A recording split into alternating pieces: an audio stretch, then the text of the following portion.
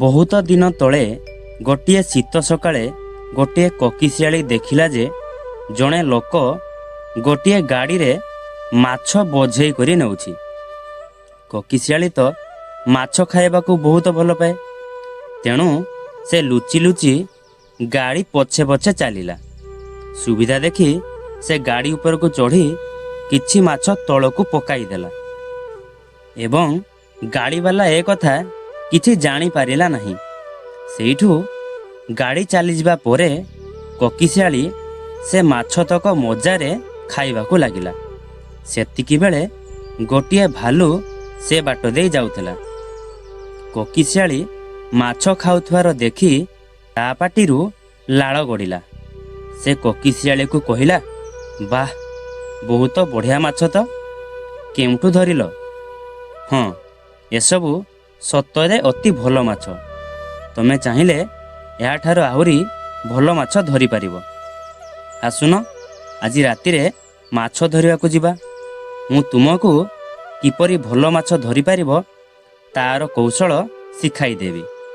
ଭାଲୁ କହିଲା, ତାହେଲେ ମୁଁ ତମ ସହିତ ଖୁସିରେ ମାଛ ଧରିବାକୁ ଯିବି ଏବଂ ମୁଁ ରାତିରେ ମାଛ ଧରିବା ପାଇଁ ଜାଲ ଧରି ଆସିବି। ସେ ସବୁର କିଛି ଦରକାର ନାହିଁ। ମୁଁ ତ ସବୁବେଳେ ମାଛ ମୋ ଲାଞ୍ଜରେ ଧରେ। ମୋ ଲାଞ୍ଜଠାରୁ ତମ ଲାଞ୍ଜ ତ ଆହୁରି ବଡ଼।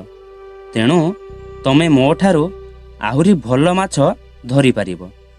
ସେଇଠୁ ସନ୍ଧ୍ୟା ହେଲାରୁ ଭାଲୁ ଆସି କୋକିଶିଆଳି ପାଖରେ ପହଞ୍ଚିଲା। ଦୁହେଁ ନଈ କୂଳକୁ ମାଛ ଧରିବାକୁ ଚାଲିଲେ। ନଈଟି ବରଫରେ ପୋତି ହୋଇଯାଇଥିଲା। ଠାଏ ଠାଏ ପାଣି ଦେଖାଯାଉଥିଲା। ଯେଉଁଠି ପାଣି ଦେଖାଯାଉଥାଏ ସେଇଠି ପହଞ୍ଚି କୋକିଶିଆଳି ଭାଲୁକୁ କହିଲା, ଭାଲୁ ମହାଶୟ, ବର୍ତ୍ତମାନ ତମ ଲାଞ୍ଜଟି ଏଇ ପାଣି ଭିତରକୁ ପୁରାଇ ଚୁପଚାପ ବସିଯାଅ। ଏଇଟା ହେଉଛି ମାଛ ଧରିବାର ସବୁଠୁ ଭଲ ଉପାୟ। ଯେତେବେଳେ ଯାଏଁ ଗୁଡ଼ିଏ ଭଲ ମାଛ ତମ ଲାଞ୍ଜକୁ ଆଶ୍ରା ନ କରିଛନ୍ତି, ତମେ ଲାଞ୍ଜ ଉପରକୁ ଉଠାଇବନି। ଭାଲୁ ତା କଥାରେ ଲାଞ୍ଜଟି ପାଣି ଭିତରକୁ ବୁଡ଼ାଇ ରଖିଲା। କିଛି ସମୟ ପରେ ତାକୁ ବହୁତ ଥଣ୍ଡା ଲାଗିଲା। ସେ ଦେଖିଲା ଯେ ତା ଲାଞ୍ଜ ଚାରିପଟେ ବରଫ ଜମି ଯାଉଛି। ସେ ଲାଞ୍ଜ ବାହାର କରିବାକୁ ଚେଷ୍ଟା କରିବାରୁ କୋକିଶିଆଳି କହିଲା, ନାଇଁ ନାଇଁ, ଏତେ ଶୀଘ୍ର ବାହାର କଲେ କି ମାଛ ପାଇବ? ଏଣେ ମାଛର ଲୋଭ, ତେଣେ ଥଣ୍ଡାର ଦାଉ। ତଥାପି ମାଛ ଲୋଭରେ ବିଚରା ମୂର୍ଖ ଭାଲୁଟି ତା ଲାଞ୍ଜଟିକୁ ସେଇ ପାଣି ଭିତରେ ବୁଡ଼ାଇ ସକାଳ ଯାଏଁ ଅପେକ୍ଷା କଲା। ସକାଳ ହେବାରୁ ଗୁଡ଼ିଏ କୁକୁର ସେଠାକୁ ଆସିଲେ। ଭାଲୁକୁ ଦେଖି ସେମାନେ ଭୁକିବାକୁ ଲାଗିଲେ।